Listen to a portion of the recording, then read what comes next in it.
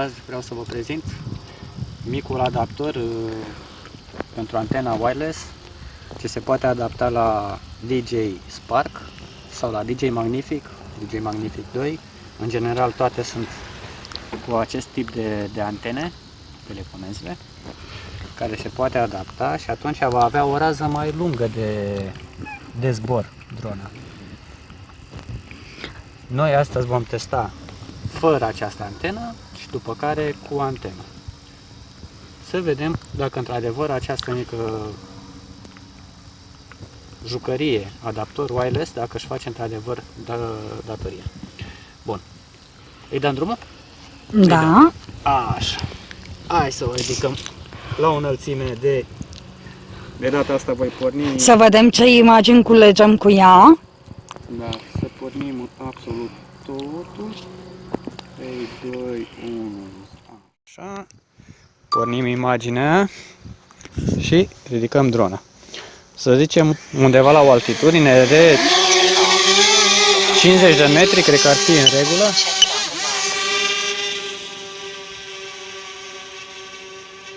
O vom ridica la 50 de metri pentru că este cel mai ok.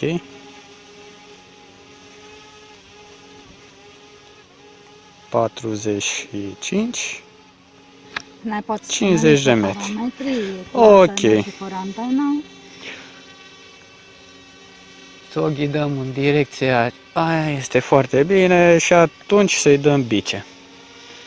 Să vedem până la ce distanță poate să ajungă, fără adaptorul wireless. Cer senin, frumos. Drona deja la 200 de metri, nu, a ajuns mai departe. Deja pierde semnalul la 400 de metri. Mai încercăm? Ducem mai în față. A ajuns la 500 de metri.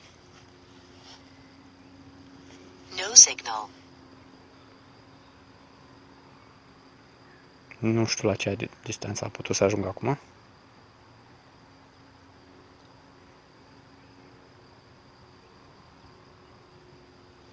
Da, deci habar nu. Ok, nu este nimic, o întoarcem înapoi. Distanța a fost cam de... Semnalul de întoarcere? Da. Acum am reușit să și văd. A ajuns la 480 de metri, fără adaptorul wireless. Distanța față de noi, de punctul pornirii.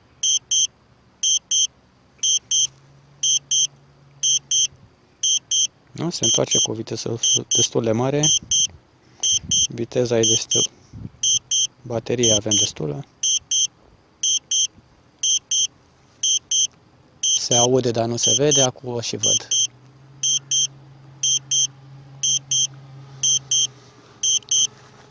Da, distanța la sparcase nu este atât de bună, de mare, de undeva la 400, 500, maxim 600 își pierde semnalul foarte repede. Ceea ce pentru mine nu este mulțumitor deloc.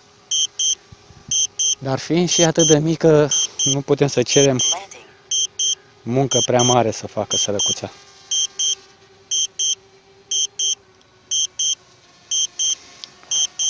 Da.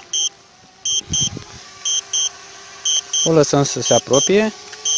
Montăm adaptorul pentru prelungirea. Imediat vine și ea.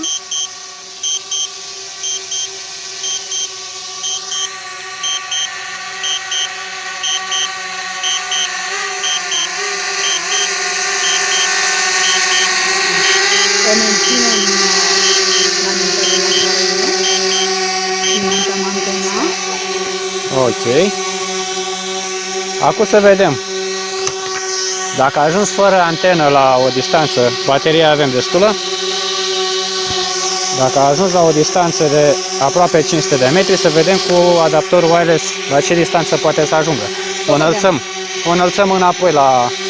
Filmează și jucăria. Stabilitatea însă e foarte bună la dronă.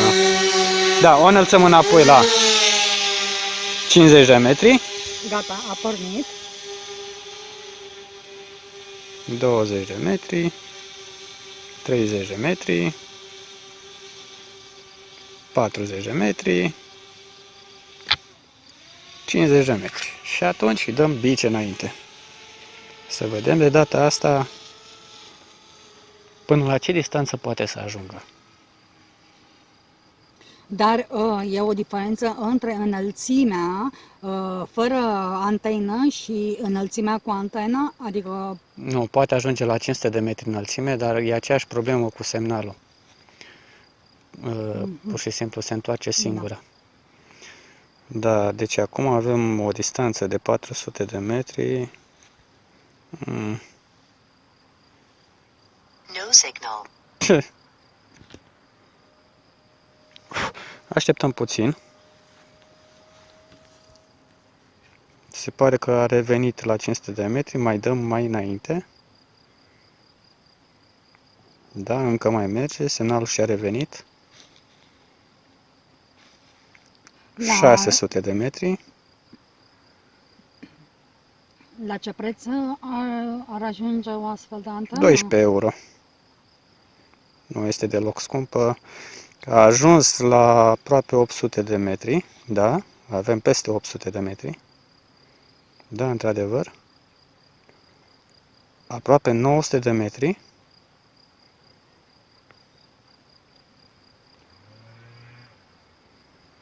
O 1000 de metri.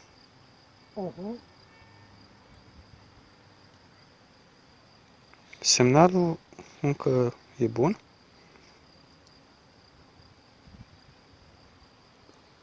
Da? De data asta a ajuns la 1200 de metri. 1200. Oh. Și și-a pierdut semnalul. No signal. Go home. A pornit semnalul. Da, dar întoarce. a ajuns destul de departe. A ajuns aproape la 1300 de metri. Oh. Deci o distanță destul Deci e o diferență destul de măricică față de ansamblu cu antenă și fără No antenă. signal. Da, se poate spune că este mult mai bine. Aproape de 3 ori mai bine.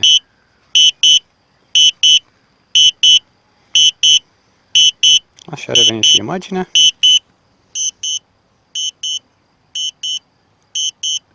Acum așteptăm. Când și când își mai pierde, nu merge optim semnalul, dar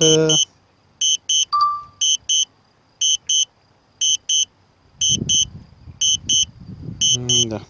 Sunt curios câtă baterie mai avem la distanța asta.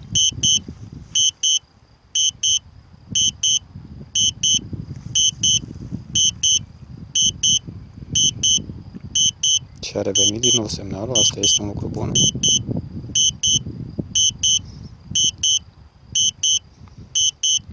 Bateria are 40%, s-a apropiat, este la 500 de metri, imaginea și-a revenit. Drona se întoarce automat. Și pot să spun că Pornește semnalul, știm că ea... pot să spun că ăsta a fost un record pentru o dronă Spark. Da, este un record. Pentru că n-a ajuns mai departe până acum fără antena asta wireless, n-a ajuns mai departe de 600 de metri. Fiind la prima probă, da, sunt mulțumit. Sunt mulțumit. Uneori chiar și la 300 de metri își pierde semnalul și se reîntoarce.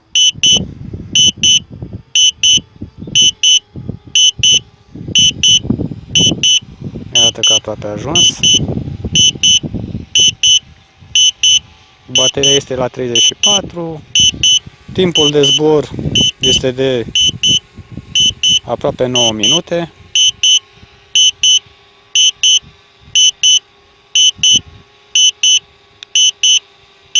Acumulatorul a fost folosit de cel puțin 47 de ore, adică nu mai are aceeași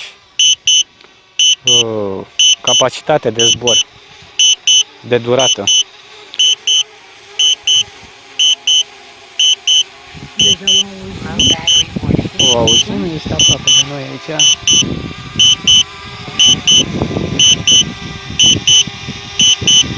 O și vedem cum vine.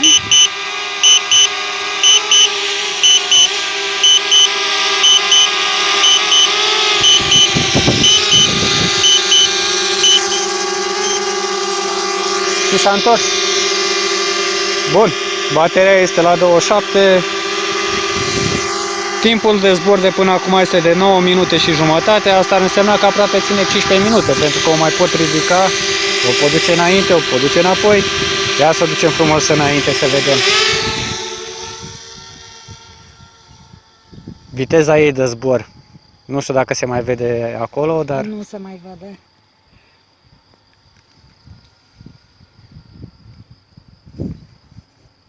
Battery level is low. The aircraft will go to the home point in 10 seconds. asta din cauza bateriei mă anunță că trebuie să se întoarcă. Da. Go home. Pentru că bateria a ajuns la 21%, 20%. Și atunci n-ar fi plăcut să rămână la o distanță de 500 de metri fără baterie. No signal.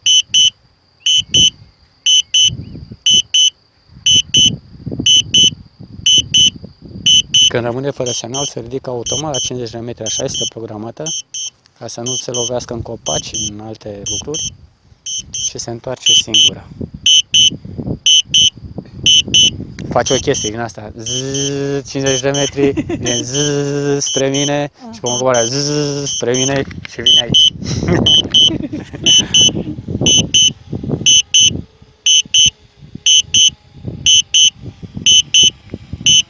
15%. Timpul ei de zbor este de până acum este de 11 minute. Cu o baterie care a fost reîncărcată de aproape de 58 de ori, pentru că poate arăta programul. Landing. Critically low Iar battery. acum începe aterizarea, automată, bineînțeles, fără ca eu să fac ceva la telecomandă.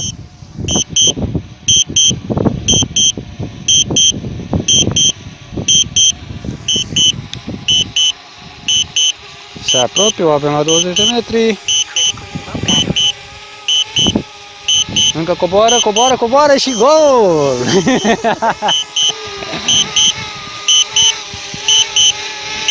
E o minune această dronă mică în comparație cu cele mai mari. Așa se Da. oprește pentru cei care nu știu cum se oprește drona. Adică este una dintre variantele de a răsuci drona. Și cam asta a fost. Hai, vă salut și ne mai vedem. Pa, pa!